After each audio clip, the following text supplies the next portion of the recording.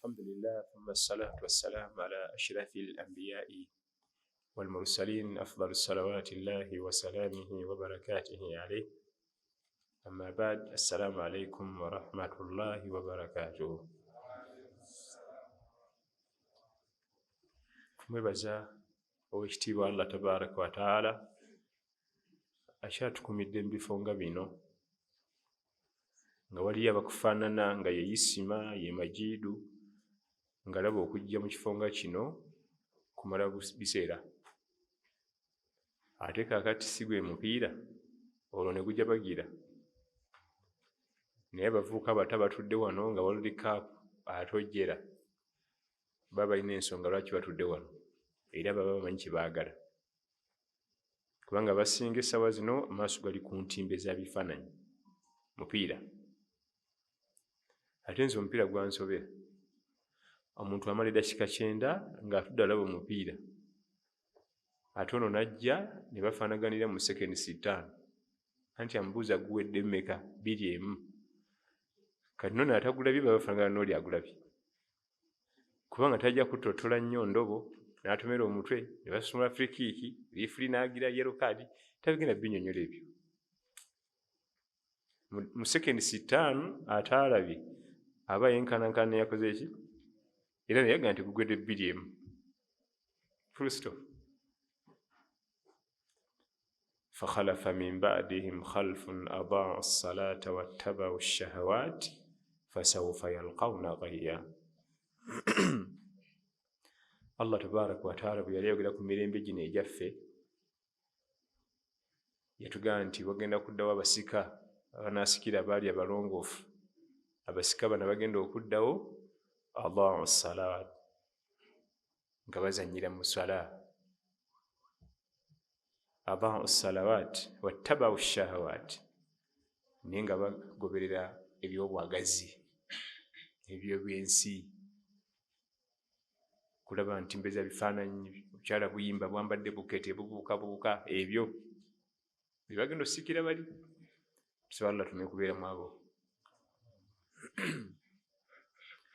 Feriya ayitibwa Feriya, Ssaaba Feriya mu nsi yonna, ye mwami omusiraamu ng'essala ze 5 tazikwatira ku muzikiti. Feriya omutuufu. Kabenga ebirala byonna ali successful, yakulembera aba Ferias bonna mu nsi yonna. Mwami musiraamu, essala ze 5 tazikwatira ku muzikiti. Ye Feriya omutuufu. Kabenga ebirala byonna ali successful. Ate omuntu alina success akwata ekisooka mu nsi yonna ye mwami omusiraamu ng'essala ze azikwatira mu masigiti mu jama 5. Wadde ebirala Feriya, kubanga aba successful mu duniya n'akhira. Wadde eby'essente bigaanye, emirimu gigaanye, yageza ku project ne zitatambula, kasitaba ng'essala ze 5 azikwatira mu masigidi, aba amaze okuwangula ensi n'akhira. Naye ate bwe kijja nga omuntu ali successful mu swala 5 n'ebirala ne bitambula bulungi ebyenfuna naki, ate olwo oyo aba awangudde ebitagambika. Swala 5 azikwata bulungi, emirimu gitambula bulungi, akasente Allah kamuteeredde. Naye tusaba Allah tabaraka wa taala aleme tuteeka mu baferias. Ensi yonna eyogera ku baferiya, naye batusigira bifaananyi birala.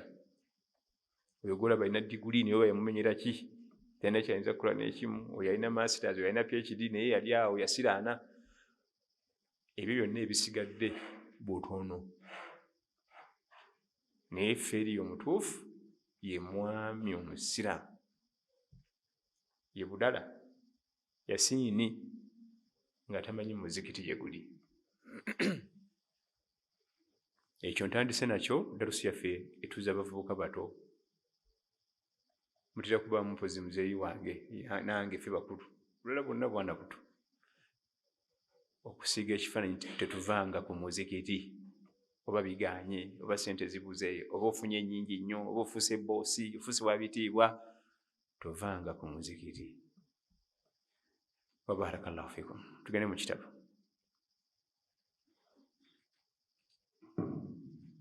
Bismillahir Rahmanir Rahim. Wa 'an Uthman radhiyallahu anhu qala. Naam. Mpuliriza by'osoma nze. وعن عثمان رضي الله عنه قال كان رسول الله صلى الله عليه وسلم إذا فرغ من دفن الميت وقف عليه وقال استغفروا تواجمالا جينا كويدا. وعن ضمرة بن حبيب أحد التابعين قال كانوا يستحبون إذا سوي على الميت قبره وانصرف الناس عنه أن يقال عند قبره يا فلان قل لا إله إلا الله 3 مرات، يا فلان قل ربي الله وديني الإسلام والنبي محمد صلى الله عليه وسلم. ضمرة بن حبيب si sahaba wa nabbi sallallahu alaihi wasallam ava mu Syria. Amannya ge Damra bun Habib, omusajja mu Syria, teyafuna mukisa kulaba ku nabbi Muhammad sallallahu alaihi wasallam, wabula yalwako ku basahaba era n'abasomako irimu. Y'omu ku batabi'i abasoma ku basahaba. Alese hadithi ya Talakaini. Talakaini zirimu emiteeko ebiri. Talqaini zirimu emiteeko ebiri. Waliwo talqin qabla al-maut, ng'omuntu annakufa. Eyo hadithi twagisoma, laqinu mautakum la ilaha illa Allah. Mwatuze abafu bammwe, mwatuze abantu bammwe bagenda okufa, be mulabyeko sayini z'okufa, mubaatuze ekigambo la ilaha illa Allah. Kati eno hadithi ate egyaleese erimu talqain ba'da ad-dafn, okulakkana omuntu nga amaze okuziikibwa. Naye hadithi si ntuufu. Hadithi si ntuufu. Era Bumayra bun Habibi, omusajja Omusiriya, atugambye nti babayigirizanga bwe bamalanga okuziika omufu, ettaka ne liggwawo, ne bamaliriza buli kimu, nga bayimirira omu ku bakulembeze b'eddiini nga atandika omugamba nti bwe banaakubuuza man rabbuka faqul rabbi Allah, man nabiyuka Muhammad sallallahu alaihi wasallam, ma diinuka diini al-Islam. Naye hadithi si ntuufu era ye yekka agyogera, tewali mulala yenna agimanyi mu bamanyi bayirimu. Kati aboogera ebyo ku ntaana obujulizi bwe babujjaawo naye nga si butuufu. Wali ebintu ebikolebwa nga biriko obujulizi naye nga si butuufu, ne wabaawo ebikolebwa nga tekuliiko obujulizi wadde obufu. Tebaleetayo aya oba nga aya bagitegeera bubi oba nga hadithi nfu. Naye abagenda ku ntaana ne basoma Talakaini nga babbira omugenzi ebibuuzo, nti bwe bakubuuza ani mulezi wo bagaye nti Allah, bwe bakubuuza ani nabbi wo nti Nabi Muhammad sallallahu alaihi wasallam, ate eddiini yo nti Busiraamu. Ebyo nabbi teyabikolako sallallahu alaihi wasallam ku mufu yenna gwe yaziika. Wabula hadithi eyo si ntuufu naye nga esomesebwa era eyigirizibwa. Lwaki tusoma hadithi enfu nazo tuzimanye? Kubanga waliwo omu ku batusooka abalongoofu yasomesa mutabani we hadithi nnyingi nnyo, amusaako amaanyi azikwate, naye abali ku ndiri ng'agenda okufa n'amuyita n'amugamba nti mutabani tye, bw'obanga otudde mu muzikiti gwonna oba mu dalasa ne basoma hadithi nga togimanyi ng'omanya ntuufu, n'amugamba nti lwaki? Zonna zinakuyigiriza nfu. Kati basomanga hadithi ng'ogimanyi ng'omanya kiki? Nfu, si ntuufu. Nambuuza kati obudde bwonna bwe tumaze bwonna, ebbanga lino lyonna, nti njagadde ozimanye ogw'ojja ozisomesa banno, ozibayigirize. Naye bwe kasi owuliranga seeka yenna ng'asoma hadithi nga togimanyi mu mutwe gwo ng'omanya ntuufu, kubanga omanyi nfu. Amakulu nakyo kirungi. kigenda okujja lumu ng'olina wooli ng'omanya nti wano baatusomesa kino. Kati hadithi ya talqaini, ekigambo talqin kitegeeza kwatuuza, ng'osobola okwogera olinaddamu, oba tasobola kuddamu teba talqin. Ekigambo talqin bw'ogenda mu Quran, bw'ogenda mu hadith, ne bw'ogenda mu Arabic language, definition yonna egenda okujja etegeeza kwatuuza. Hatta ne Nabi Muhammad sallallahu alaihi wasallama Allah yamugamba nti wa innaka latulaqqa alqur'ana min ladun hakimin alim. Malaika Jibril agenda kukwatuza Quran. Era Nabi sallallahu alaihi wasallama Quran eyo gy'olaba yagisoma na talakayini, okuva ku Al-Fatiha mpaka Nas, aya emu ku emu, nga Jibril yasoma, Nabbi n'addamu sallallahu alaihi wasallam, tabbati tabbati tabbati yada tabbati abi lahabi abi yonna wa innaka latulaqqa alqur'ana min ladun hakimin alim. Kati talakain ateekeddwa okuba nga gw'ogamba alina okusobola okuddamu. Bw'aba tasobola kuddamu, ekyo kirala. Era twalaba nti talqin ereetebwa singa omuntu omulabako sayini z'okufa, oba musiraamu oba si musiraamu. Kubanga Nabbi sallallahu alaihi wasallama ye yaleeteranga talakaini bonna. Era twalaba nti ankowe Abi Talibi eyamwagala ennyo n'amudifendinga ennyo ku balabe be, yayagala nnyo omwatuza ekigambo la ilaha illallah ng'ali ku ndiri. Abasajja abaliwo abakulukulu abazeeyi bamugamba tugeze nodda ku ddiini ya katabani kano ka Muhammad, nova ku ddiini y'abajjajja baffe gye tukuliddeko kwe tukaddiridde. Nabbi n'amugamba nti anko wange nyamba oyere ekigambo eki nti la ilaha illallah, ebirala bindekere ku kiyama. N'amugamba nti nfiiridde ku ddiini y'abajjajja bange, era kwe yafiira. Nabbi kyamuluma nnyo sallallahu alaihi wasallam. Naye kye tuyigamu kye kiruwa? Talakaini ekkirizibwa ne basi musiraamu. Amakulu okuyambako omuntu ayatule la ilaha illallah ku lasiti kiri ku bantu bonna. Era twalaba nti Nabbi sallallahu alaihi wasallam bannayiba be waliwo Abayudaaya asi basiraamu nga balina akavuuka kalungi nnyo mu katuma akanguwa.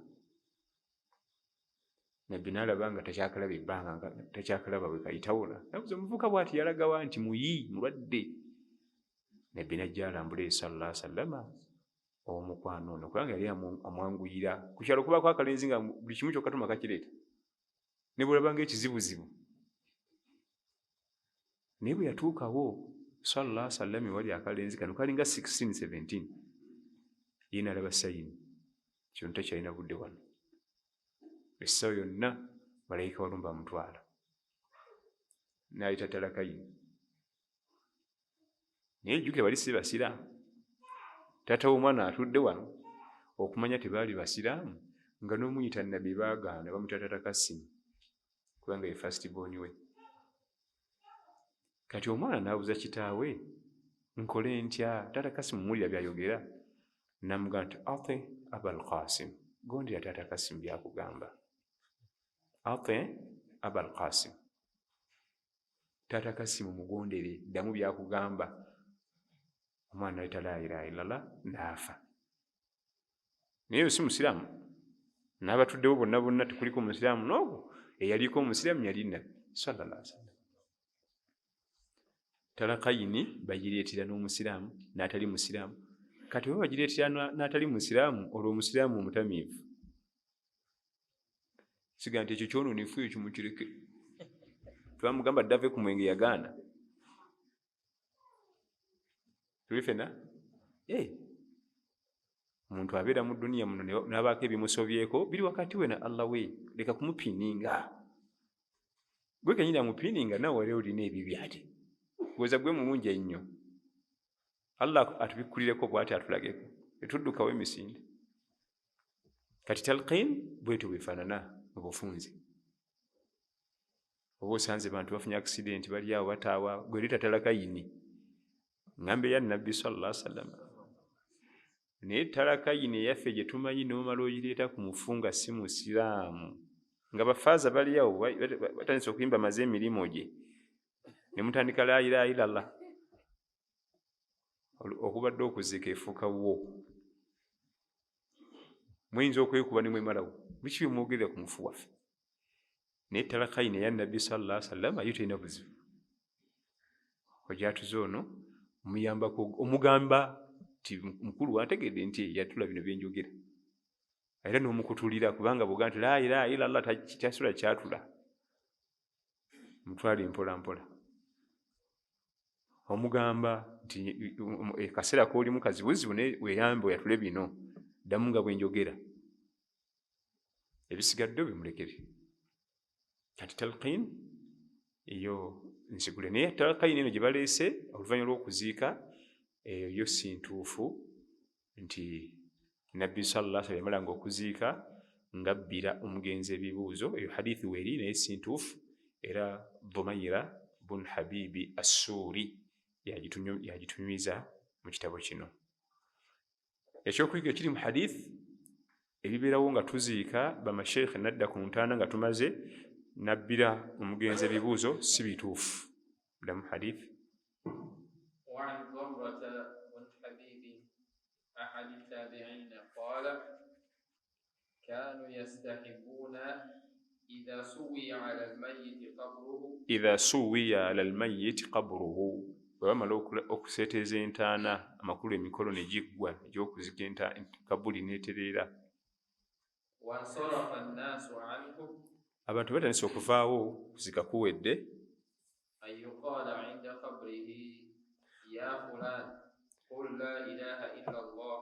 kakati bw'otegeerera nti bigambo si bituufu tebiva ku nnabbi sallallahu alaihi wasallam, nti omu ku basomesa baseeka ayimirira n'agamba omufu kati tandika ogambe la ilaha illallah, tekyamugasa. Eyo wansi gy'ali bw'omugamba nti yatula ekigambo la ilaha illallah tekigasa. Kibanga bw'omugamba nti siiba oba saala eyo mu ntaana, kubanga ku duniya wetukolera ibaada, mu ntaana tebakolerayo ibaada. Nti badde yasoma adhikaari subhanallah alhamdulillah allahu akbar, nti ani oyo mufu ali mu ntaana ali mu azikaari. Ennyumba si yakola ibaada, ibaada bazikolera wano, eri kuganyirwa mu ibaada z'okoledde wano, si kusoma adhikaari, si kusoma Qur'an wadde hafizu.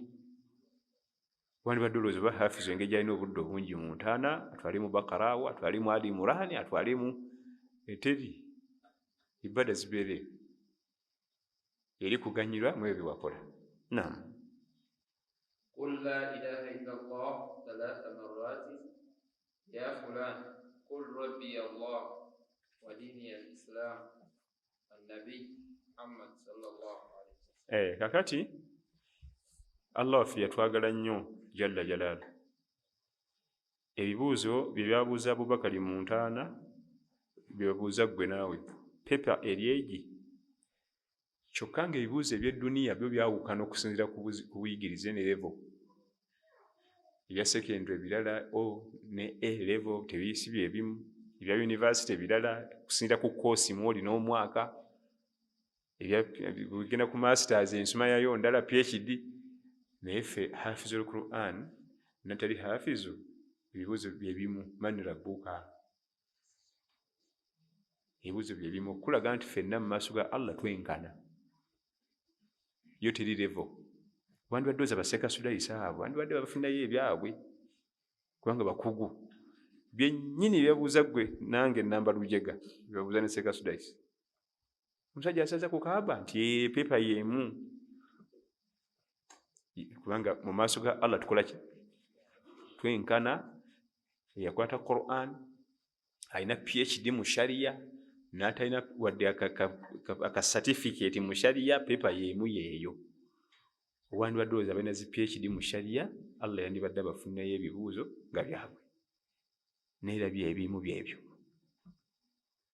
Era okubyanukula si buyigirize, okubyanukula si University y'e Madina onakola Islamic studies and simanyani wapi, ibaada zo Allah kasita azisiima.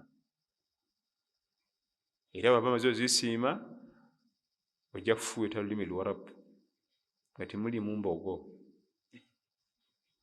kubanga mu ntaana waliyo olulimi lumu lwokka Luwarabu.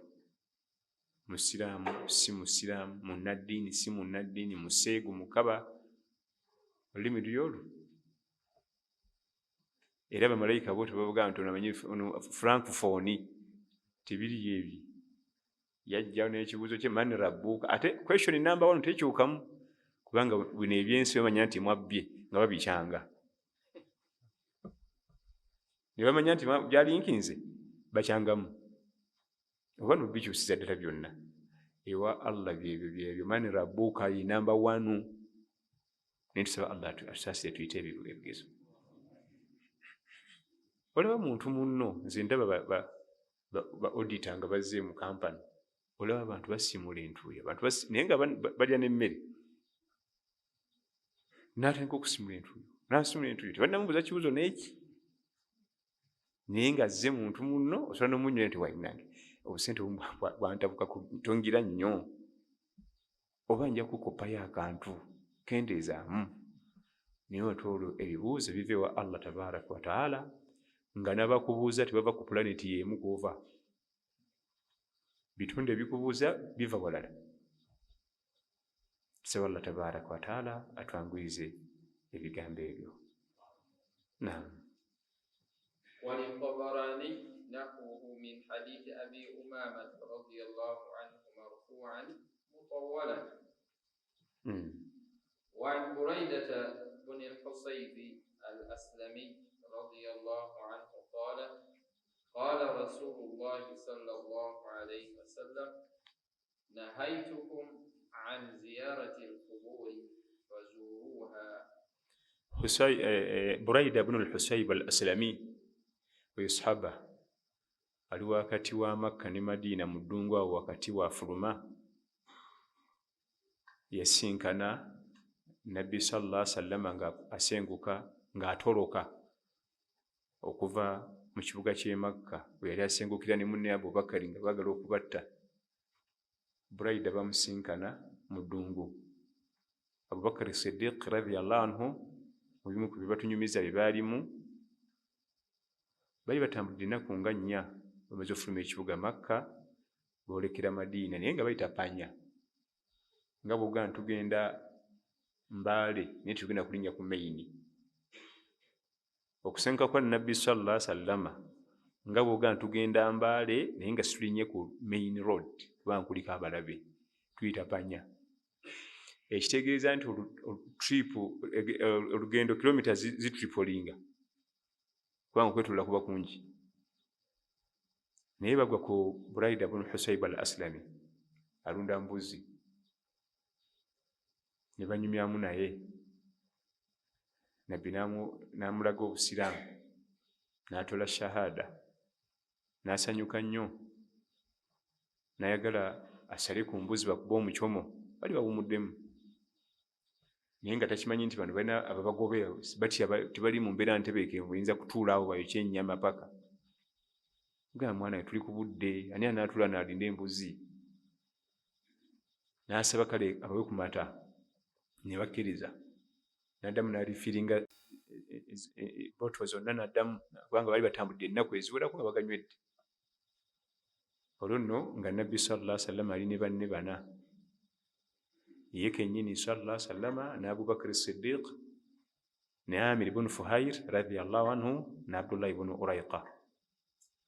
Abdullah ibn Urayqa yaliko atali wa la ilaha illallah, era yali navigator waabwe ng'amanyi panya, era ye yali ajidde ku ddiiru. Baateesa naye nga bagenda musasula, abayise mu panya mpaka kuyingira Madiina. N'akkiriza, ne bateesa ebisale.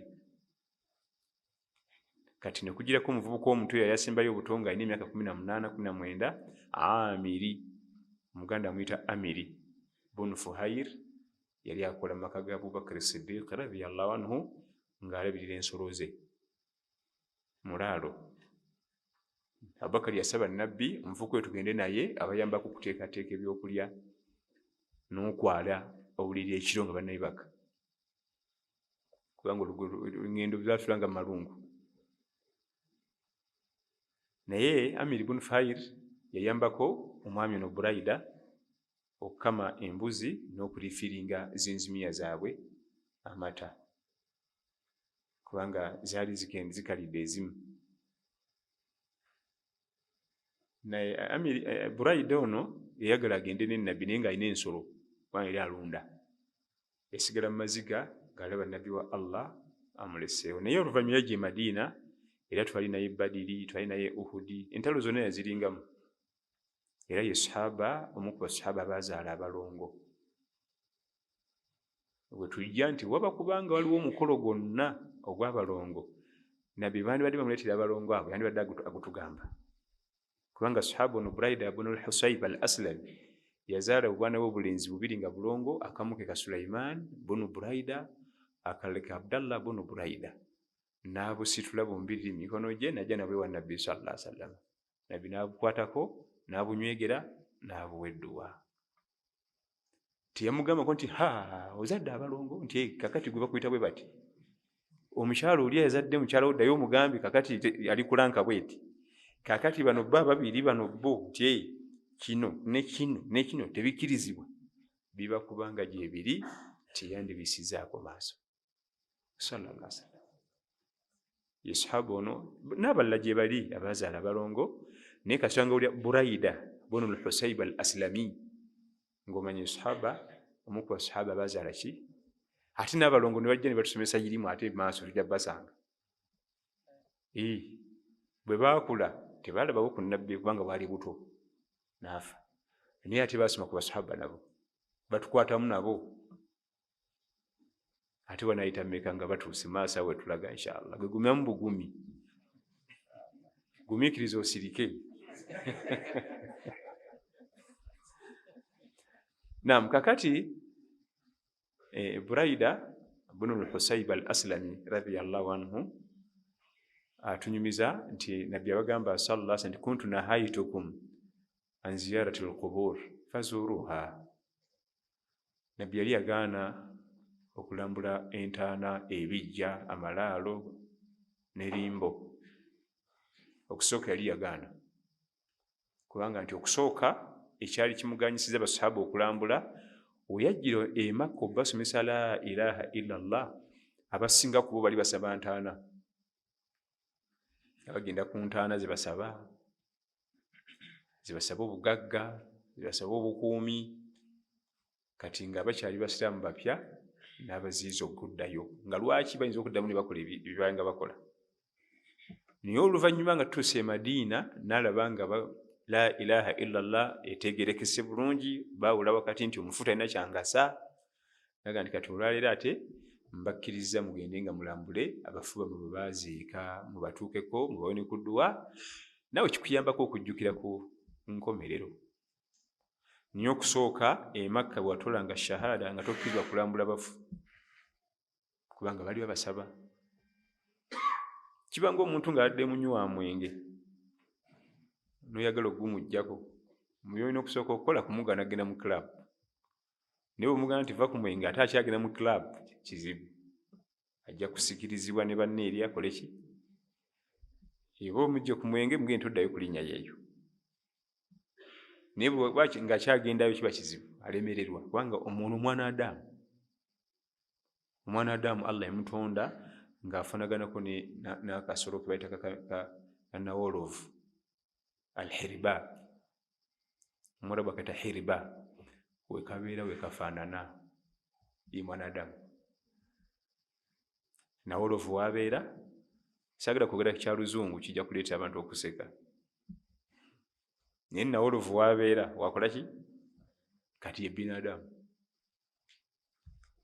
Bw'oliraana banyumye nnyo ebidongo ekina ojja bijika binyumye.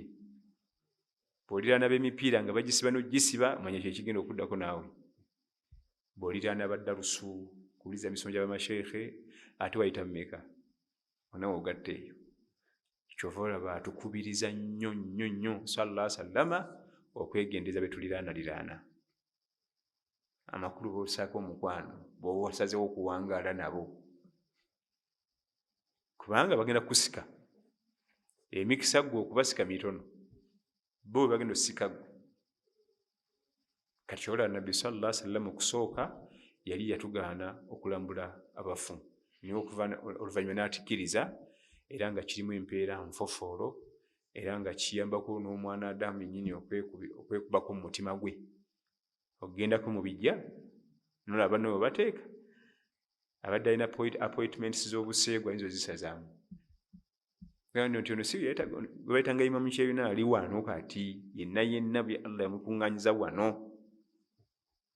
abadde alina appointment nga yabukaba aga nti nze ani kati nange essaawa yonna nzija wano kati okulambula abafu entaana n'ebijja ibaada naye tuzirambula kubasomera dduwa so si kubasaba kubasabira si kusaba bo weegenderezanga nnyo enkolaganayo n'abafuubo byebimu ku bintu ebijja abantu mu busiraamu enkolaganayo n'abantu baabaafa b'oteegendereza eva mu layini okkakkana ng'osaba bo mu kifo ky'obbasabira ggwe era wano waffe ekimanyikiddwa mu Buganda Kingdom bw'otalima bijja tofuna mikisa era bizinesi tetambula era neri mu kyalo baga nti anko wammwe yagaana okulima ebijja golaba afuna banne bonna bafunye gwe mumuleke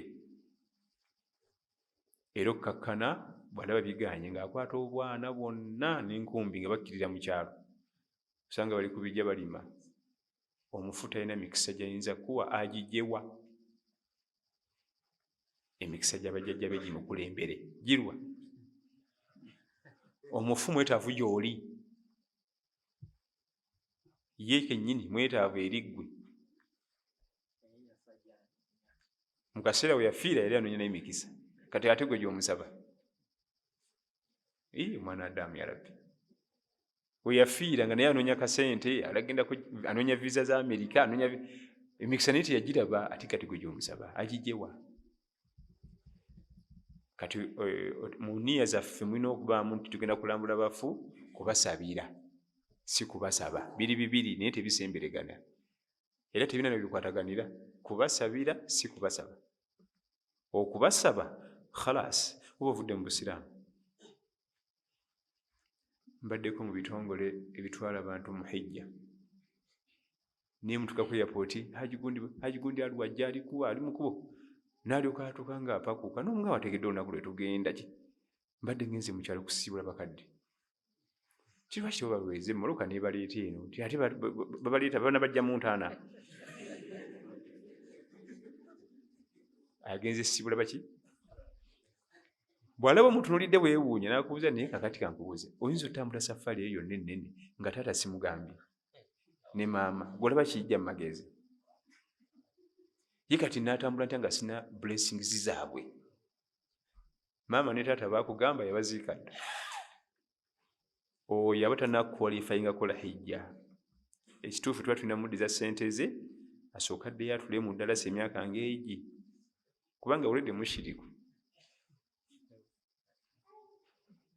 ayina Allah ayinayo n'abalala abamu emikisa bamuggulirawo ne bamuwa blessings ne abo mbalabyeko so omu si babiri nagaa nti no weekend siriiwo kubanga engeri gye tunaatera okugenda no weekend kangikozese ngende mu kyalo abamu kabira ezimu omwana omuwala ng'afumbirwa alina okugenda eka ku bijja n'afukamira ku bijja emikisa gimukulembere mu bufumbo gyakola ki gyonna emikisa gyammwe mugimpeereze ngende nagyo mu buki giririddawa tebalina mikisa emikisa agirina agigaba omumanyi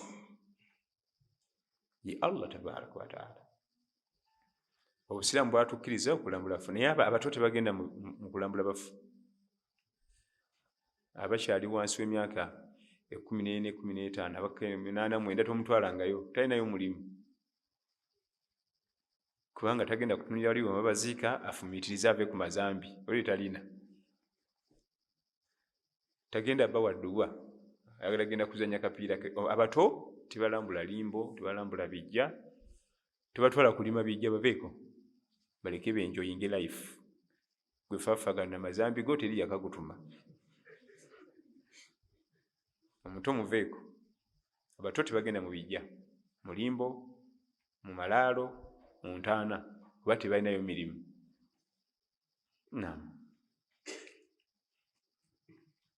زاد الترمذي adame mabega عن بريدة بن الحصيب الأسلمي رضي الله عنه قال قال رسول الله صلى الله عليه وسلم نهيتكم عن زيارة القبور فزوروها. زاد الترمذي فإنها تذكر الآخرة. فإنها تذكر الآخرة نكالي كسميري وتزهد في الدنيا. زاد ابن ماجه من حديث ابن مسعود رضي الله عنه وتزهد في الدنيا. من حديث ابن مسعود وأبي مسعود. وين ابن مسعود سي أبي. kakati nabbi sallallahu alaihi wasallama natuwa ensonga lwaki atukiza okulambula entaana. Ensonga ziri bbiri. Ensooka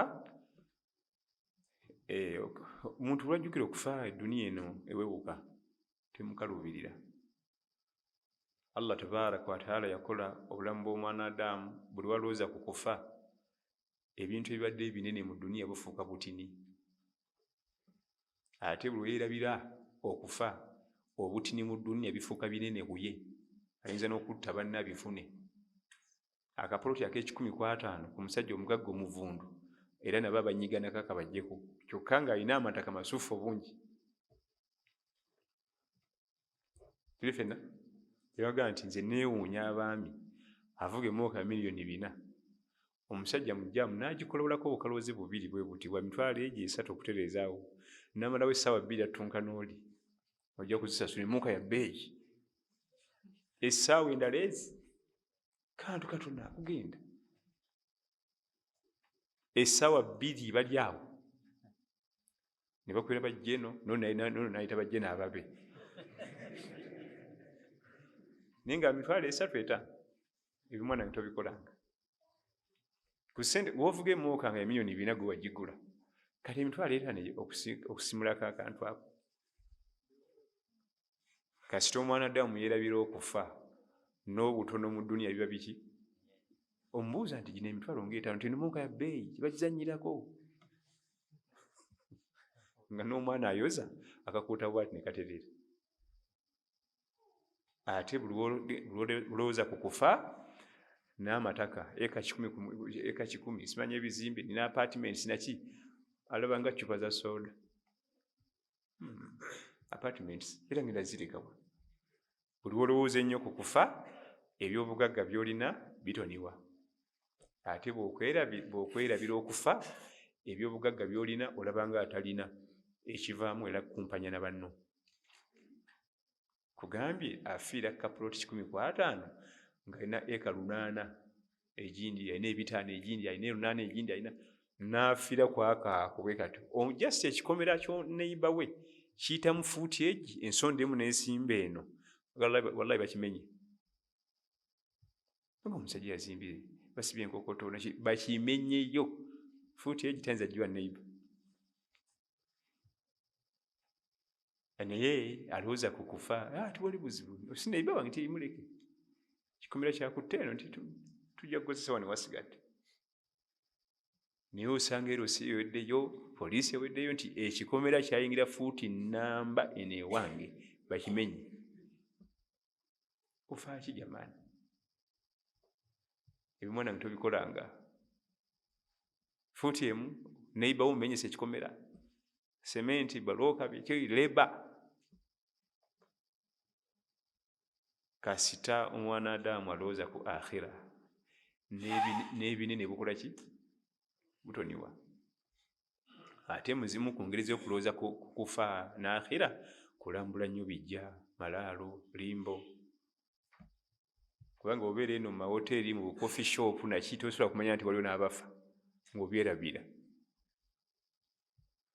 Buli bifo bya kigagga, zino zi airport, restaurant ez'ebbeeyi, olwo ogenda kwerabira.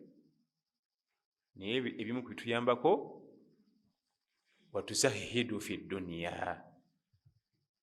Era gy'okuma okulambula ekigambo zahid kitegeeza tarik ma la yanfahu fi l-akhira, okukendeeza okuwa obudde ebitagasa ku akhira, ekweta zahidu dduniya. ti edduniya yagitalaka. Ffe twali tulowooza bwe twakulira nti zaahidu dduniya abaddugala, tasanirira, alina enkyakya, tasala njala, tasanirira kirevu, talisala nviiri zonna zifaananga ziringa sitiruwaya ku mutwe ziti. Twagenda okwetegereza nga nabbi sallallahu alaihi wasallama yakulira zuhudi, yakyasinza okubeera zaahidu. Yakubanga ekirevu kyakawowo n'akisanirira n'akissaamu omuzigo nekigonda, ng'akwata kombu n'ayisa mu nviiri ze, nga tayagala kantu konna kaddugala ku lugoye lwe sallallahu alaihi wasallam. Gwe twogerako ng'akyamuletera n'okusiiba ennyo asobola okufuna figa ennungi sallallahu alaihi wasallam, alabike bulungi. Nabbi yayagalanga nnyo okulabika obulungi sallallahu alaihi wasallam, nnyo nnyo nnyo, ng'ayinza n'okuddayo eka addemu yeetereeza alabike bulungi. Ate ffe twalowooza nti zaahidu dduniya, mu by'edduniya ebivaako kunaaba, kusala njala, kusenya. N'alyoka aguba ekkanzu ne yeevunga yonna nga taligiyisaamu paasi, neyeweeta neweweesi nawo neweddemu neweeweeta. Nti kiki? Anti omunange zaahidu dduniya ali ku bya nabbi byennyini biri sallallahu alaihi wasallam, biriridda akulira zuhudi ye nabi Muhammad sallallahu alaihi wasallam. Tabanga nk'omukyafu, ye buli wiiki yasalanga enjala, buli wiiki aleme kuba na maala gawanvu. Ate mu byewunsa bw'amalanga kusala enjala anaaba mu ngalo. Mu sunna z'okusala enjala bw'omala naba, kubanga muno mu njala ezibadde zitudde mubamu obukyafu bwatuddewo. Kati ate bw'osala buggula ojja kukwata mu byokulya. Sajja muyonjo gwe tugamba nti gwe tukoppako zuhudi.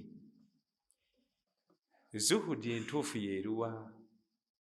Butawa nnyo budde bitagenda kugasa ku akhira. Kambawo ekifaananyi, okyala mu maka ga munno nga muli mu levels ezimu mu byenfuna, n'olabawo dining table n'ogyego nti eno wagigula bwa? Eyo twagijja Congo. Naye omwami enamba yoso nti gimpi nanga ndeetereyo, kubanga dining table eno gikoze ekinjegompi. Zaahidu dduniya tayinza na kugiraba nti dining table ya bbeeyi era si ya njawulo, tefaanagana za bulijjo, tasobola kiraba ye. Alaba byebimu,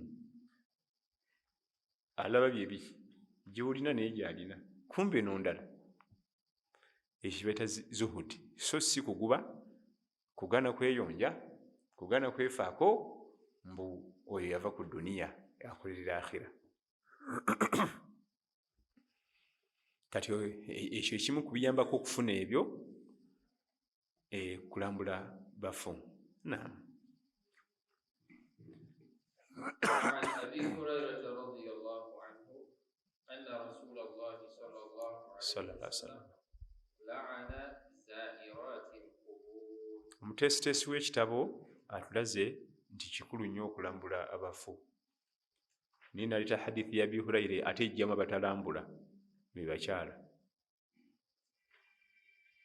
Amaze otulaga obukulu bw'okulambula ebijja, entaana, ate n'aleeta ng'ajjamu abatalambula, abamanyi bayirimu bateekateeka. Oli abadde atutadde kati atagenda kusala mukko nti ate bano bo tebakkirizibwa. Era nga hadithi eva ku Abi Hurayra Abdurrahman bin Sakhar ad-Dawsi, laana rasulullahi sallallahu alaihi wasallama zairati al-qubur. Nabbi sallallahu alaihi wasallama yasabira ekikulimu abakyala balambula ebijja, malaalo, entaana n'erimbo. Laana rasulullah, bw'owulira nti laana rasulullah, nabbi abasaba Allah bano bankolimirire.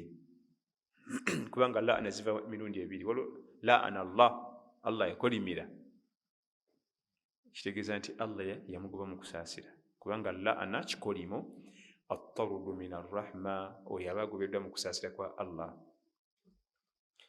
talina mukisa gudda. Kyola Iblis mal'un, yakolimirwa. Ne bw'asalawo asibira manzaani ezisigadde akole hijja asaale, talina mukisa kuddibwayo kusonyibwa. Kibayita laana, era kibi nnyo Allah okusaako laana.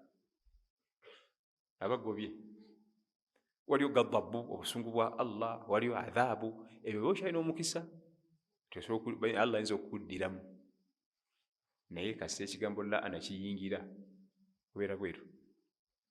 Ibilisi maduun, Allah akikolimira. Kaakati ate waliyo laana eziva ewa nabbi sallallahu alaihi wasallam. Kati ate laana bwe biva wa nabbi, nabbi abasaba ayi Allah bano bakolimire bagobe mu kusaasirako. Laana rasulullah, Allah asaba Allah bano bagobe mu kusaasira. Baluwa zairatil qubur, abakyala bagenda okulambula bijja. Omukyala tagenda yeeyo, tebalinayo mulimu. Omukyala nga bwe kiri nti mu kuziika tagenda eri wansi ku ntaana, era n'obulamu bwe tagenderayo ddala. Ku lwaki? Banafu, tebaguma. Bwatuuka bateeka bba, ayinza okwogera ebigambo bya shiriki. Era bw'otegeerera, singa bakuleetera omwami ng'atudde awo ng'eno mayiti ya mukyala we, ne batuuzaawo omwami, n'okwata ntandika okurikodinga ebibeerawo. Then ne baleeta mayiti nga ya mwami ng'omukyala we atudde wano, naye n'orikodinga, ojja kuwulira amaloboozi ga njawulo totale. Omukyala ayogera bingi, ayogera bingi, n'ayingira ne kingdom ya Allah tabaraka wa taala. Lwaki nze nalyaki? Lwaki kakati lwaki ombonereza bw'otyo? Naziza musango kyo, nzija kuwutya munnaye gwe njagala. Omwami ebyo byo bitono, kubanga obutonde bw'omwami mugumu, ate obutonde bw'omukyala munafu. Abasajja batudde wano bakuze mu myaka, wali baddeko ku mayiti nga mukyala yafiiriddwa, ebigambo byakunkumula wabiraba. Ate wali baddeko ku mayiti nga mwami yafiiriddwa, ebigambo biba bitono. Akulukusa amaziga, lumwa, awulira bubi, n'ebigambo ye abifaako byayogera. Omukyala ye atabuka. Kati bwekityo bwe kiri ne mu kugenda okulambula n'abagobayo. Allah tabaraka wa taala, nabbi sallallahu alaihi wasallam yasaba Allah asse ekikolimu ku bakyala abagenda ku bijja, abagenda enkoowe ku limbo, abagenda ku ntaana, abagenda tebalinayo mulimu babeeyo. Tiffe sobola kusabirako ku bantu baffe abaafa. Omuntu eyafa w'omusabirira wonna edduwa zimutuukako. N'oba oli mu kilometers nsuffu bungi, edduwa Allah azireeta ne zituuka, tewali buzibu. Si tteeka nti olina kugenda wali wennyini. Abakyala tebakkirizibwa kugenda kulambula bafu, wabula waliwo okulima ku bijja. Kati waliwo abakyala nga balimi, babasasula ssente ne balima. Kati bayinza okuba nga bamupangisiza alime, nga bamupangisiza agenda kulima limbo, kubanga limbo zizika naddala ezeene waffe. Bw'ogenda mu limbo z'Abawarabu olowooza balimye oggulo, kumbe tebamera kimuddo ogwo, kubanga desert. Naye bwe kiba nga mirimu gye mulimu okulima, bamupangisiza agenda alime, kubanga ye ajjidde ku ddiiru. N'abali awo tebamanyira, tebamukwatako. Naye omukyala mbugenda kulaba bazee wange bamuteeka, kangende ndabe taata wange bamuteeka, mange, tebagendayo. Naam. وعن أبي هريرة رضي الله عنه أن رسول الله صلى الله عليه وسلم لعن زائرات القبور. وعن أبي سعيد الخدري رضي الله عنه قال لعن رسول الله صلى الله عليه وسلم النائحة والمستمعة. Hadithi gye tusembyayo leero era erimu laana eva ku Abi Said al-Khudri, jeno omulwanyi namige munnamadiina, amannya ge ag'obuzaale Saad ibn Malik ibn Sinani Omukhudri radiyallahu anhu, omu ku basahaba ba Nabbi sallallahu alaihi wasallam ab'e Madiina, ab'oku lusegere, ab'oku mwanjo, basajja be bali abatamuvangako. Abi Saidi atuleetedde hadithi nga laana Rasulullahi sallallahu alaihi wasallama annaiha walmustamia. Twalabye laana bwe bivudde wa nabbi, twategeera kyekitegeeza. nabbi sallallahu alaihi wasallam asaba Allah bana bagobe mu kusaasira.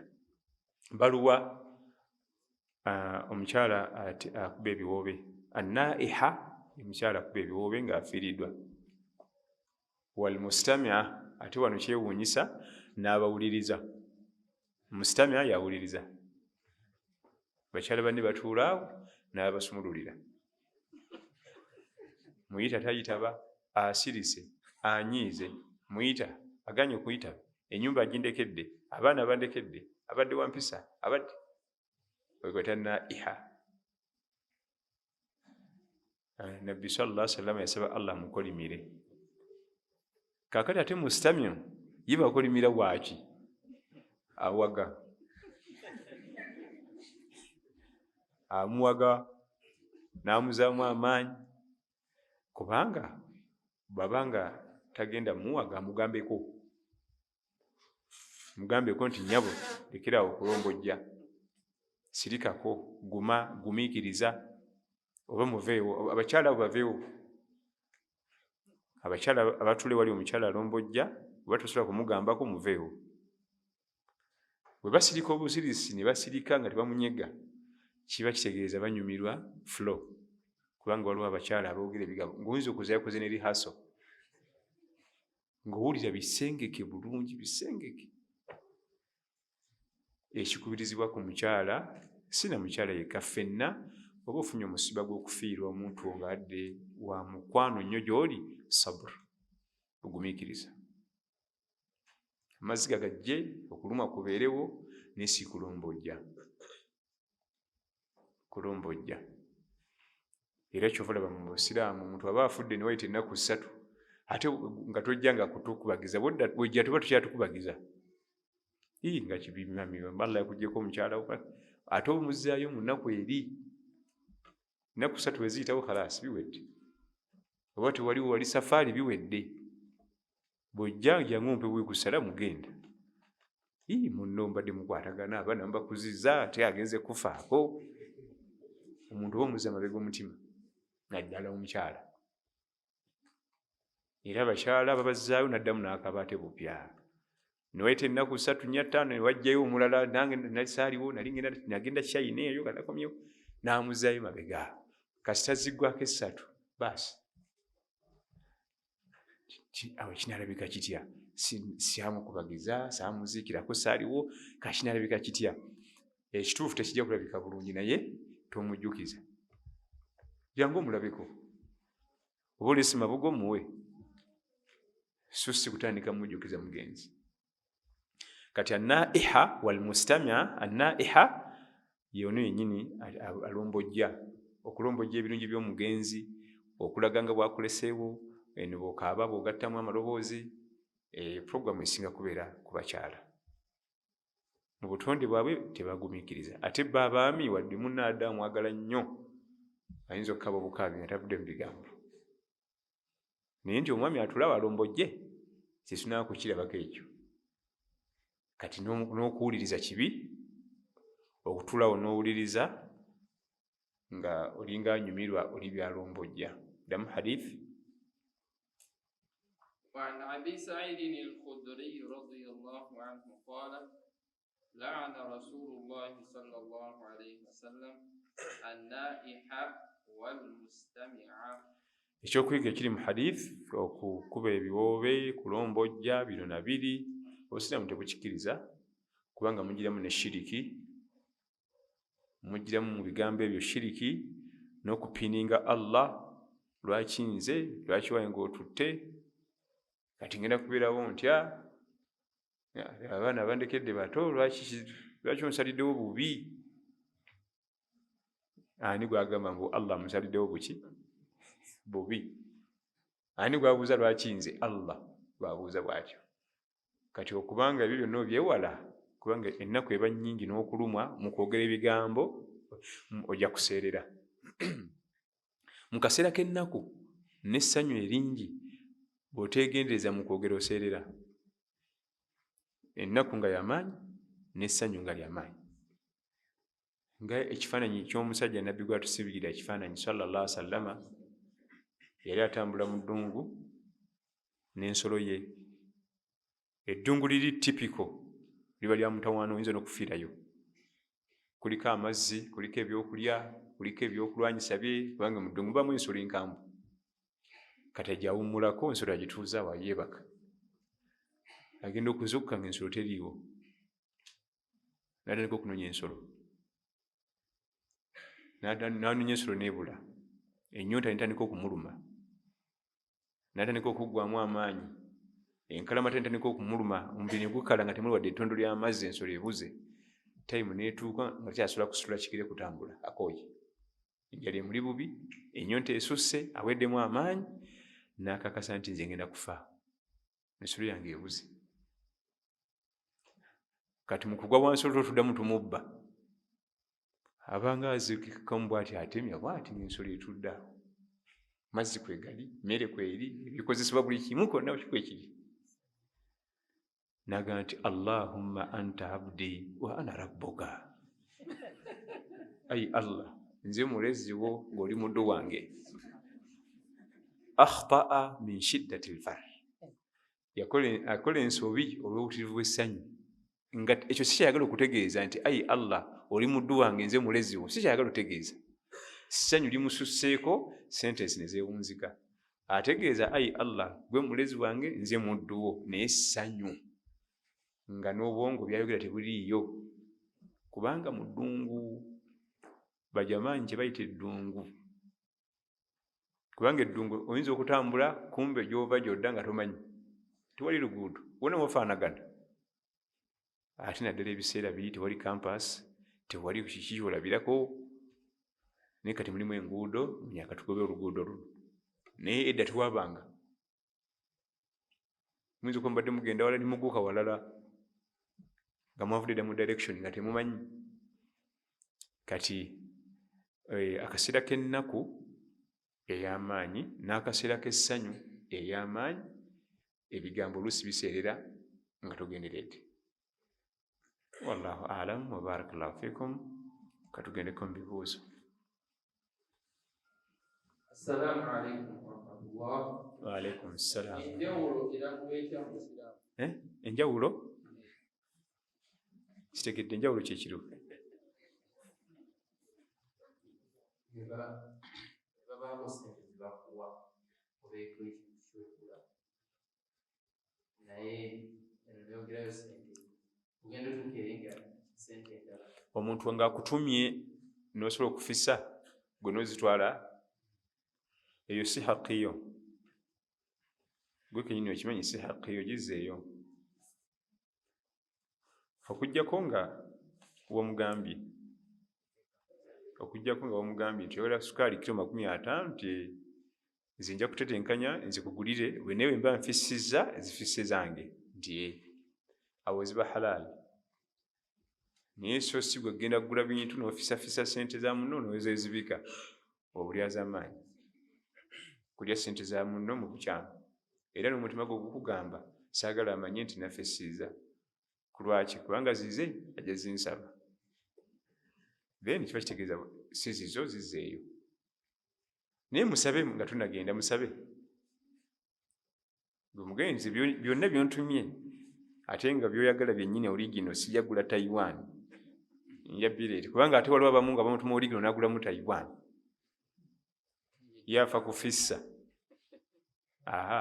Tobulyazaamaanyi. Naam. Imam, okusindiikiriramu nga tusabira abafu ku mikolo abaafa edda kiri kitya?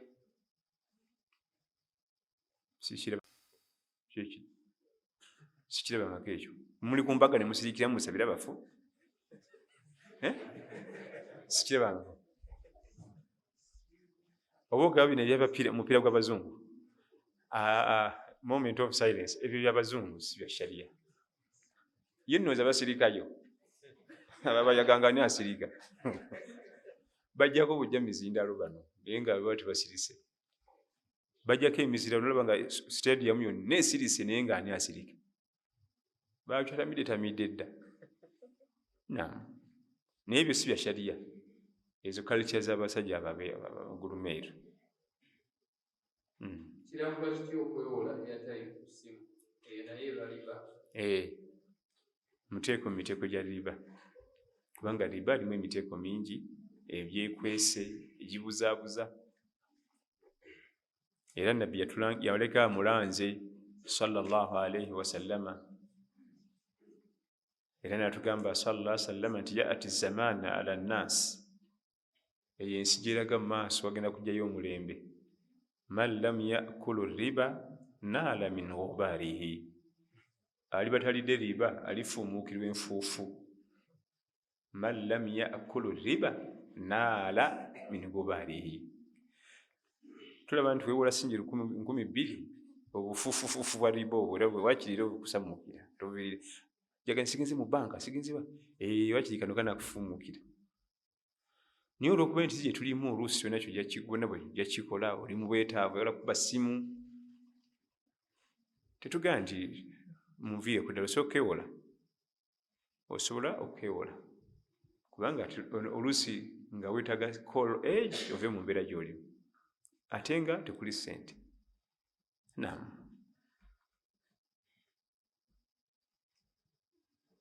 Imaamu, ennaku zino tulikata walika era nina ekibanda tulaga omupiira, singa ndeka abaddu 5 ne bayingira nga tebasasudde mbalibwa nga asaddaasi.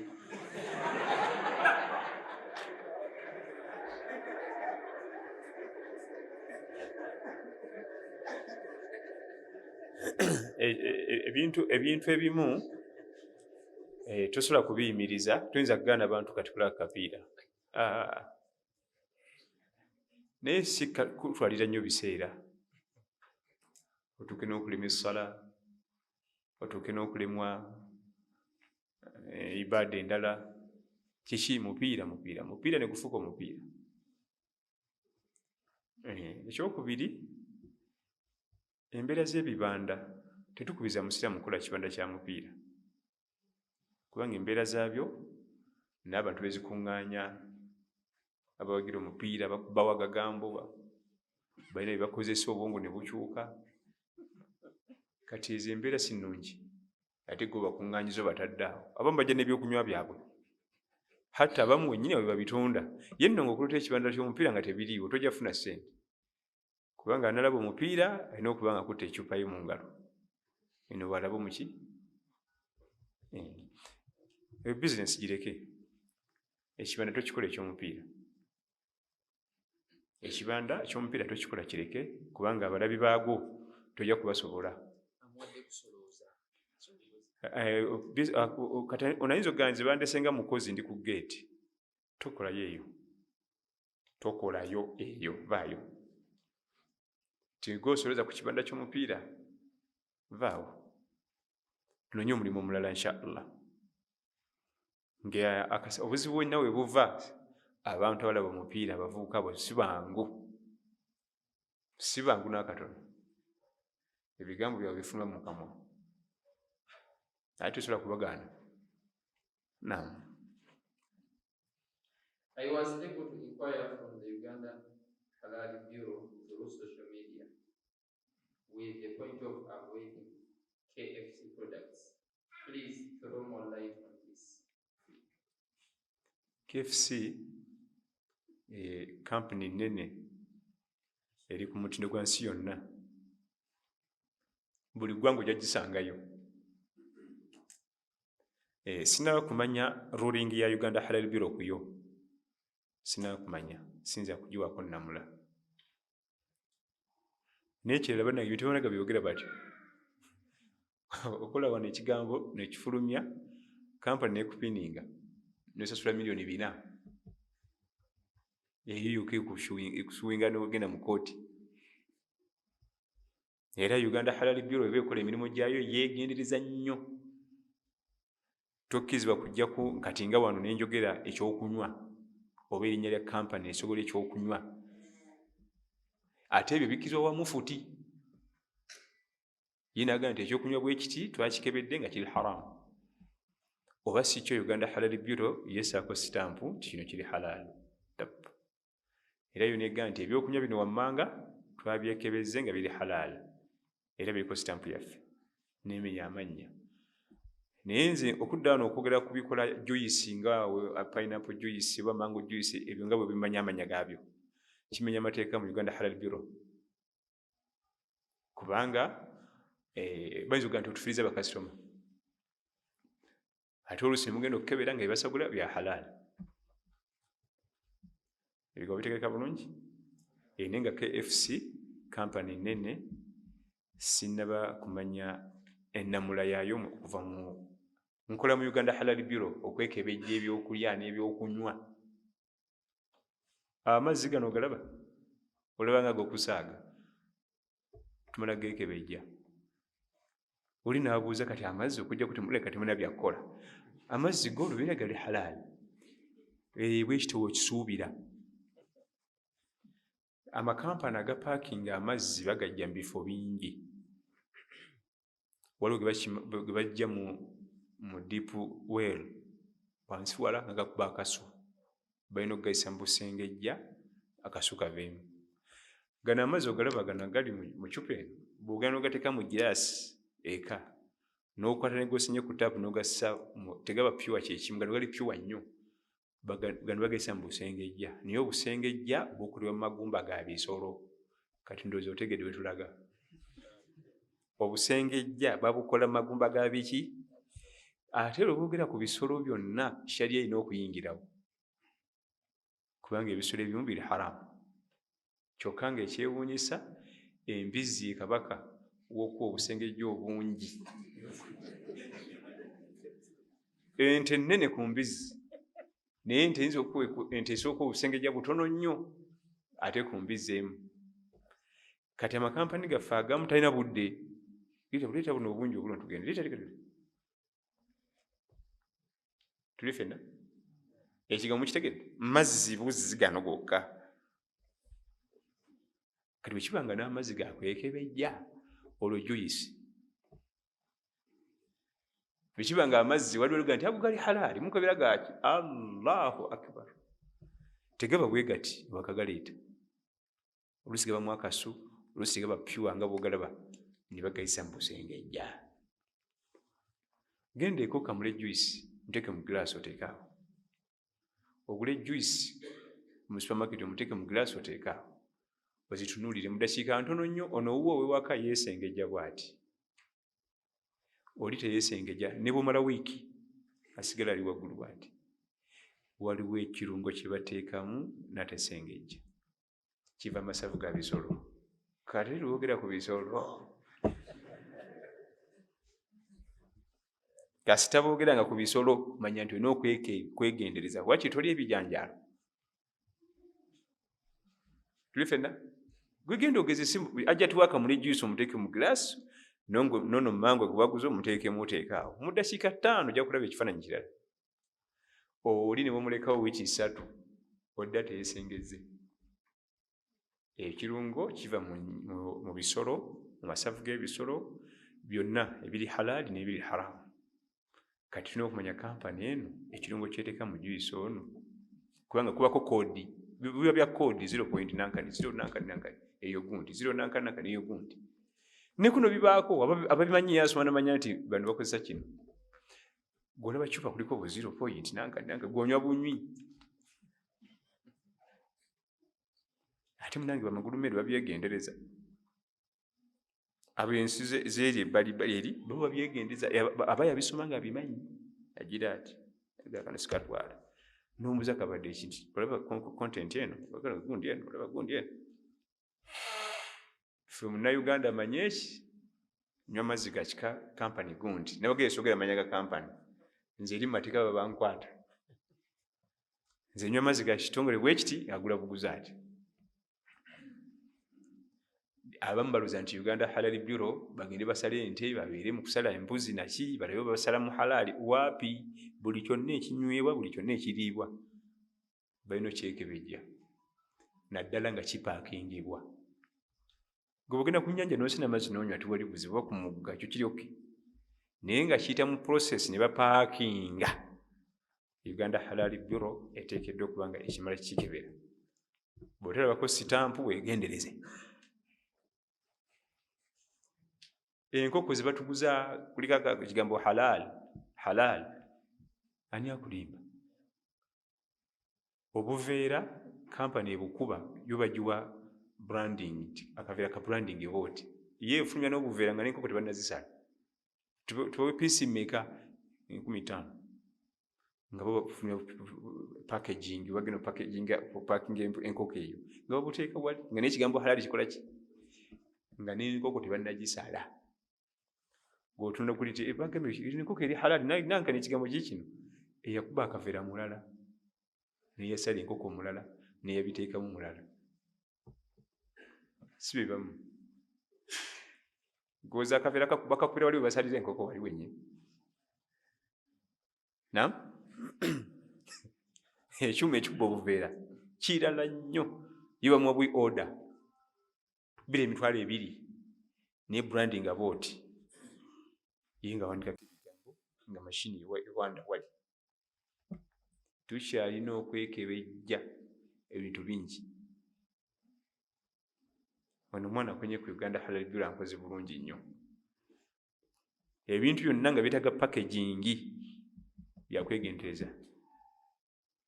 Naye bw'enkoko gwogi yeegulidde eka neweesalira ayo tewali buzibu. Naye ze tusanga deep freezer, nankani fridge. Hatta ekigambo halal ekimu bakiwandisaako mu maaka, nawe osobola okyewandiikirako bw'oti. Eyasaze mulala, eyapakinze mulala n'awandiseeko kiki? Kati nguwa halal bukwataganiramu. Nakulako ko mu bisolo e Saudi Arabia nga nsoma. Nali mu department ya ndiga, naye nga sisala, era simanyi kusala. Kutunulira asala oba basomye basimala kyokka nga gwe gwange. Batujjanga ku university ogugwo kutunula, waba tasomye basimala ey'ensolo erina genda ku dustbin. Nkaafu ebalibwa nti efudde yokka, kubanga ensolo efudde yokka erimu emiteeko 3. Waliwo efudde yokka ng'eri awo, waliwo esaliddwa naye nga tesaliddwa ku mateeka ga Busiraamu era naye eba efudde yokka, eyitibwa mayitata. Innama harrama alaykum almayitata waddama wa lahma alkhinzir. Ffe tumanyi nti gy'osanga egudde awo yokka yenfu yokka, ne webanga esaliddwa bulayimu n'enkofiira nga kwera entalabuusi n'ekirevu nga tasomye mateeka ga Busiraamu eba efudde yokka, tetugikombako. N'esaliddwa abatali basiraamu era naye efudde yokka. Ezo shariya ziteekamu ogwo omuteeko mayitata ezifudde zokka. Kale ebyokulya byaffe ebyepakingibwa ebyo byakwegendereza, n'ebyokunywa byaffe bino ebyapaakinga.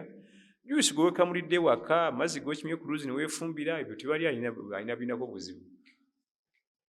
Naye nja kusaba gw'ogende eka ogezese bye nkugambye. Amazzi gano gaseke mu giraasi, n'ageewo gateekemu olabe tegafaanagana. Gano gatukula nnyo, bagasengejja. Byonna bye nkugamba nali ngenzeko mu makampani agakola amazzi ne tutunulira obusengejja. Babuggya mu nsi ki, kuliko koodi kikaaki nga nti abuli bali okke. Naye ate era nga ne Uganda Halal Bureau ekyalina emirimu mingi, kubanga osobola okuvawo ne bayita obulala. Bano bayinza okulaga ebirala n'ogenda, kubanga temunaatulawo mpaka ne luli. Kuba mu mateeka mulina okusitegingawo omuntu ng'abeerawo awo.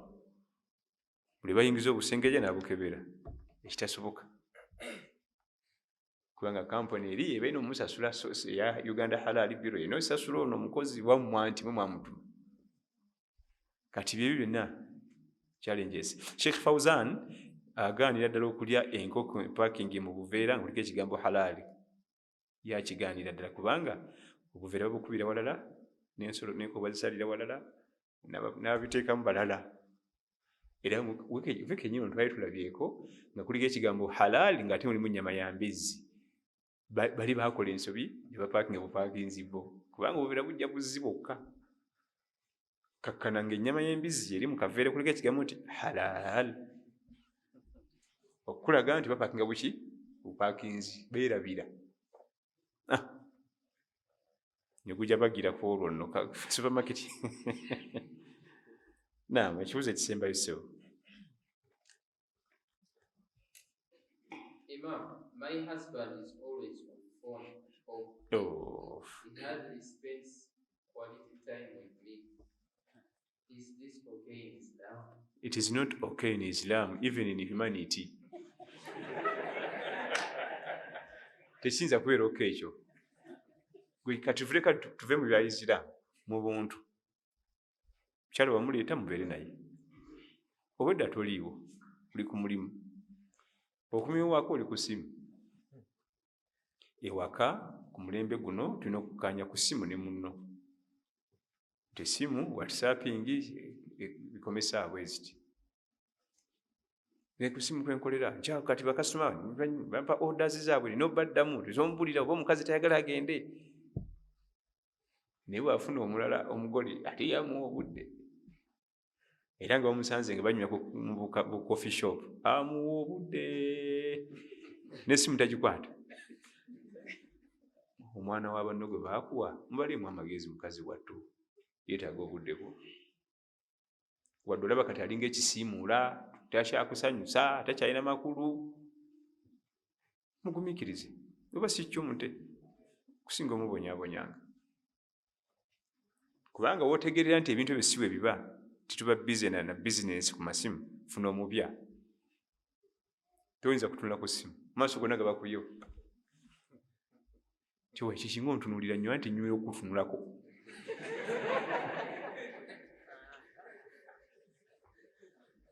Olidde ekyo omwami akifunamu omusango okubanga talina budde bwa mukyala we ne bwafisizza ate abwadde ku ssimu. Ate no ku ssimu kubaako biki?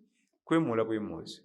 Batono nnyo bujja okugamba alina bizinensi naye kireka ku ssimu aba akyakola bizinensi. Batono.